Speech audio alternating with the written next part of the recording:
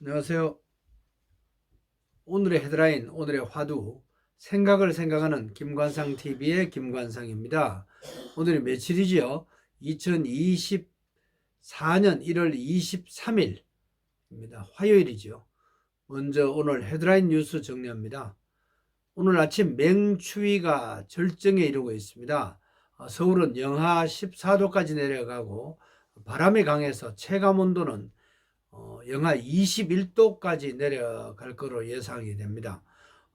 대관령의 체감온도는 영하 31도까지 내려간다고 기상청이 예보하고 있네요. 충청남도 또 호남, 제주도는 폭설이 내리고 있습니다. 20cm 안팎입니다. 이번 한파는 오늘 금요일 낮부터 누그러질 것으로 보입니다. 한동훈 국민의힘 비상대책위원장 어제 대통령실의 비대위원장 사퇴 요구를 거절했다. 자신의 임기는 총선 이후까지다 이렇게 말했습니다. 윤석열 대통령 감기로 민생토론회 일정 갑자기 취소했습니다. 윤석열 대통령과 한동훈 위원장 사이의 갈등 다소 심각한 것으로 보입니다. 여야 인재 영입 경쟁이 치열합니다. 국민의힘은 갤럭시의 신화 고동진 전 삼성전자 사장을, 더불어민주당은 공영훈 전 현대자동차 사장을 영입했습니다. 송영길 전 더불어민주당 대표 옥중에서 창당 선언했습니다. 정당 이름은 가칭으로 정치검찰 해체당 이렇게 정했다네요. 3월 1일 서울에서 중앙당 창당대회가 열릴 것이라고 밝혔습니다. 공직선거법 위반 혐의로 재판을 받고 있는 오형훈 제주지사 어제 1심에서 90만 원 벌금형 선고받았습니다. 가까스로 당선 무효형이 면했습니다. 100만 원 이상의 벌금형 선고받으면 당선 무효가 됩니다. 새 법무장관으로 박성재 전 서울고검장이 내정된 것으로 알려졌습니다. 지난달 21일 한동훈 장관이 자리를 비운 뒤 한 달이 조금 지났죠. 정부는 대형마트의 공휴일 의무휴업제 폐지하기로 했습니다.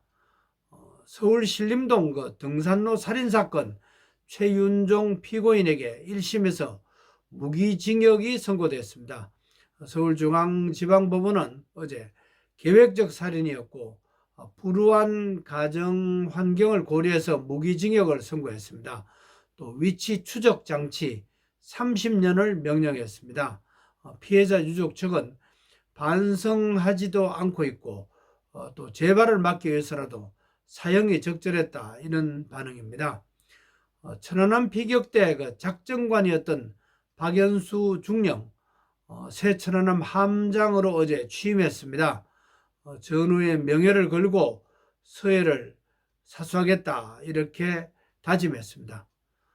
작년 강남 3구를 제외하고는 서울 지역 아파트 분양가가 시세보다 더 비쌌던 것으로 나타났습니다. 분양가 상한제가 폐지됐고 공사비가 급등해서 이런 현상이 나타났습니다. 분양가는 3.3평방미터 한 평이죠. 평균 3,505만 원이었지만 시세는 계속 떨어져서 3,253만 원에 그쳤다고 부동산 R114가 분석해서 보도자료를 냈습니다. 올해 설 차례상 평균 비용은 30만 원 안팎으로 작년보다 5%점 오른 것으로 나타났습니다. 이른바 검문도 간첩단 사건, 누명을 쓰고 억울하게 옥살이 했다가 재심에서 무죄를 선고받은 가족들이 46년 만에 형사보상금 27억 원을 받게 됐습니다. 역사 속에 오늘의 역사, 지구촌에서 오늘 어떤 일이 일어났고 또 어떤 분들이 돌아가셨는지 이런 것을 알아보고 오늘의 화두를 찾아보는 시간입니다. 오늘의 화두로 역사를 두려워하면서 책망이나 충고에 진심으로 귀를 기울이자 이런 말을 던져봅니다. 우리나라에서 어떤 일이 일어났죠? 첫째, 1604년 오늘 서산대사가 입적했습니다. 이분이 쓴 시 한 구절을 소개합니다.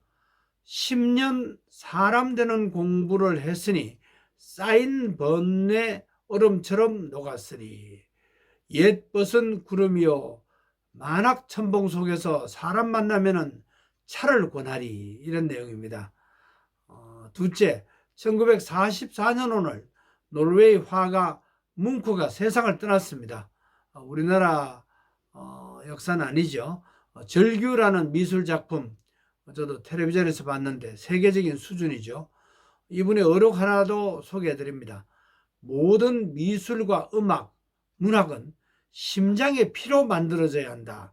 예술은 한 인간의 심혈이다. 이런 말을 남겼습니다. 또 셋째, 662년 오늘 고구려 보장왕 21년에 연개소문이 사수에서 당나라군 10만 군대를 크게 이겼습니다. 그러나 자녀들 문제가 있어서 고구려가 보정왕 때 망했죠. 넷째, 1678년 오늘 조선 숙종 4년에 상평통보 주조되기 시작했습니다. 돈이죠. 동전입니다. 200여 년 동안 유통됐습니다.